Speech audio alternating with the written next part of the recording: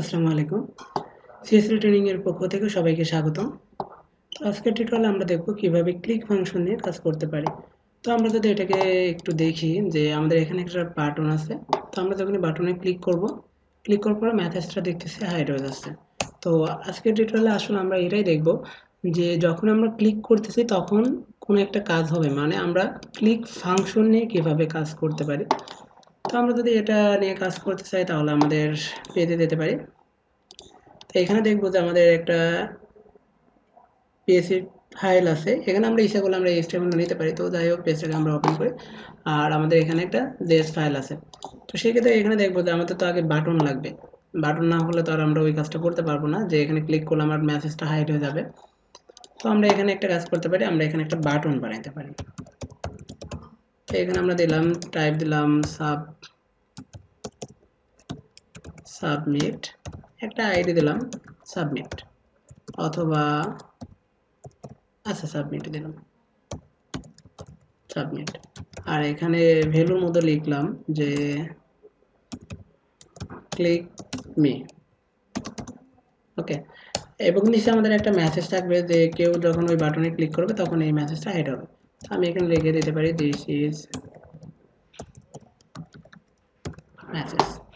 এই হচ্ছে আমাদের এইচটিএমএল কাজ, যে আমাদের একটা বাটন থাকবে এবং নিচে একটা মেসেজ থাকবে। আমরা যদি এটাকে একটু রান করি তাহলে এখানে দেখব যে আমাদের একটা বাটন আছে প্লাস নিচে আমাদের কিছু টেক্সট আছে। তো আমরা চাচ্ছি যে আমরা যখন এই বাটনে ক্লিক করব তখন এই টেক্সটটা হাইড হয়ে যাবে। তো এই কাজটা যদি আমরা যেগুলো করতে চাই তাহলে আমরা জেএস ফাইলে দিতে পারি। এবং তার আগে আমরা একটু দেখে নিই যে আমাদের এইচটিএমএল পেজে আসলে কী কী আছে। তো এখানে দেখবো এইচটিএমএল স্ট্রাকচার, আশা করি যারা যেগুলো নিয়ে কাজ করবেন তারা আগে থেকে এইচটিএমএল নিয়ে কাজ করছেন বা এইচটিএমএল কোডগুলো বুঝেন। তো এখানে যেটা আছে, আমার একটা বাটন আছে এবং একটা মেসেজ আছে, যে যখন আমি এখানে ক্লিক করব তখন আমার এই মেসেজটা হাইড হয়ে যাবে। আর নিচে দেখবো যেহেতু আমরা jQuery নিয়ে কাজ করব, অবশ্যই আমাদের jQuery ফাইলের সাথে লিঙ্কটা থাকতে হবে। আর নিচে একটা jQuery ফাইল আছে etc.js, এই ফাইলটা হচ্ছে আমাদের নিজস্ব বা আমাদের নিজেদের বানানো। তো সেক্ষেত্রে দেখবো যে এই পেজটাতেই আসলে আমরা ওই কোডগুলো লিখবো। আমরা এই পেজটাতে যাই, জাস্ট এখানে লিখতে পারি যে আমরা যদি ক্লিক করব কোন বাটনের উপর ক্লিক করব। তো আমাদের এখানে একটা বাটন আছে, যে বাটনের আইডি দিছিলাম আমরা সাবমিট। তো আমরা এখানে বলতে পারি যে আমাদের সাবমিট নামে যে বাটন আছে সাবমিট, এটার উপর কি করব, ক্লিক করব। তো এখানে আমি ক্লিক নামক ফাংশনটা নিতে পারি। তো সেক্ষেত্রে দেখবো যে যদি এই সাবমিট বাটনের উপর কেউ ক্লিক করে কি হবে। তো এই ক্লিক ফাংশনের মধ্যে আমরা একটা ফাংশন নিতে পারি, ফাংশন। এই ফাংশনের মধ্যে আমরা বলতে পারি যে কেউ যদি সাবমিট বাটনে ক্লিক করে তাহলে আমাদের একটা মেসেজ হাইড হবে। কোন মেসেজ হাইড হবে? এই যে পি ট্যাগের মধ্যে যে মেসেজ আছে এটা। তো আমরা এখানে একটা কাজ করতে পারি, এর মধ্যে একটা আইডি নেই, আইডি নেম দিতে পারি মেসেজ, ওকে। তো আমরা জাস্ট এখানে বলতে পারি যে হ্যাশ মেসেজ, মানে আমাদের এই আইডি নেমটা জাস্ট আমরা দিয়ে দিলাম যে কেউ যদি এই বাটনে ক্লিক করে তো সেই ক্ষেত্রে এই মেসেজটা হাইড হবে। তো এখানে আমরা জাস্ট বলে দিতে পারি যে ডট হাইড।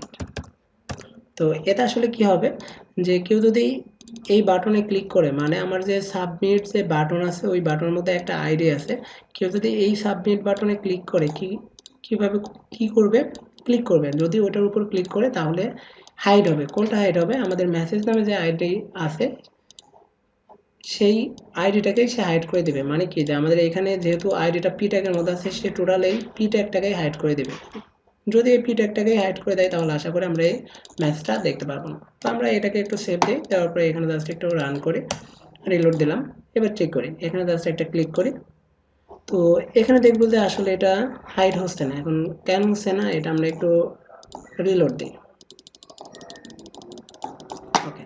তো একবার ক্লিক করি, দেখবো যে হ্যাঁ হয়েছে। তাহলে আগে কেন হয়নি? যে আমাদের যে jQuery ফাইল ছিল, jQuery ফাইলটা জাস্ট লোড হয়েছিল না। যেহেতু jQuery ফাইলটা লোড হয়নি তো সেক্ষেত্রে তো আমাদের jQuery এপে কোডগুলো অবশ্যই কাজ করতো না, আর এই কোডগুলো কাজ না করলে তো আমাদের মেসেজটা হাইড হবে না। তো এবার দেখবো যে আমাদের এখানে কোডগুলো ঠিক আছে। তো আমরা যদি এখানে একবার রিলোড দিই, ক্লিক করলে আমাদের মেসেজটা হাইড হয়ে যাচ্ছে। এখন আসলে এই টিউটোরিয়ালের উদ্দেশ্য যে মেসেজটা হাইড করা তা না, এখানে আমরা জাস্ট দেখতে চাইছি যে এই ক্লিক ফাংশনে আমি কিভাবে কাজ করতে পারি। তো ব্যাপারটা আমি আরেকবার বলি, যে এখানে আমাদের একটা ইনপুট ট্যাগ আছে বা আমাদের একটা বাটন আছে, কোন বাটন? Submit button. তাও এখন যদি আমরা এই বাটনটা না নিয়ে অন্য কিছু নিতাম তাহলে নিতে পারতাম, যেরকম আমরা অবশ্যই অ্যাঙ্কর ট্যাগ নিয়ে কাজ করছি। তো এখানে আমরা এর মধ্যে একটা আইডি নিতে পারতাম, এখানে জাস্ট বলি যে বাটন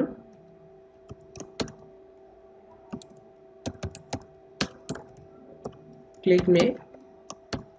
সেক্ষেত্রে দেখবো যে এখানে আমাদের আইডি নেম কি বাটন। তো সেক্ষেত্রে আমরা এখানে জাস্ট দিতে পারি যে সাবমিটের পরিবর্তে এখানে দিয়ে দিব বাটন। যে আমরা যদি এইটার উপর ক্লিক করি, মানে আমাদের এই বাটন নামে যে আইডি আছে এইটার উপর ক্লিক করে থাকি, তাহলে কি হবে? এই ক্লিক ফাংশনের মধ্যে যে আর একটা ফাংশন আছে এই ফাংশনটা কাজ করবে। এখন দেখেন যে আমাদের ক্লিক ফাংশনের মধ্যে আমরা একটা ফাংশন ডিক্লেয়ার করছি এবং তার মধ্যে বলছি যে আমাদের মেসেজ নামে যে আইডি আছে সেই আইডিটাকে হাইড করে দেবে। তাহলে কাজটা আসলে কি হবে? যে আমরা এখানে দেখবো যে পি ট্যাগের মধ্যে আমাদের একটা আইডি আছে, আইডির নেম হচ্ছে মেসেজ। এখন সে যদি এই আইডিটাকে হাইড করে দেয় তার মানে কি আমাদের পি ট্যাগটাকে হাইড করে দিচ্ছে, এবং পি ট্যাগটাকে যদি হাইড করে দেয় তাহলে অবশ্যই পি ট্যাগের মধ্যে আমাদের টেক্সটটা আছে, তো সেই ক্ষেত্রে অবশ্যই আমাদের টোটালটাই হাইড হয়ে যাবে। তো এখানে আসলে এই ক্লিক ফাংশনে আমি কিভাবে কাজ করতে পারি এটাই আসলে দেখানোর মূল উদ্দেশ্য ছিল আর কি এই টিউটোরিয়ালে। তো যাই হোক, আশা করি সবাই বুঝতে পারছেন যে কিভাবে ক্লিক ফাংশনে আমরা কাজ করতে পারি। তো যাই হোক, সবাইকে ধন্যবাদ জানিয়ে শেষ করছি। আল্লাহ হাফেজ।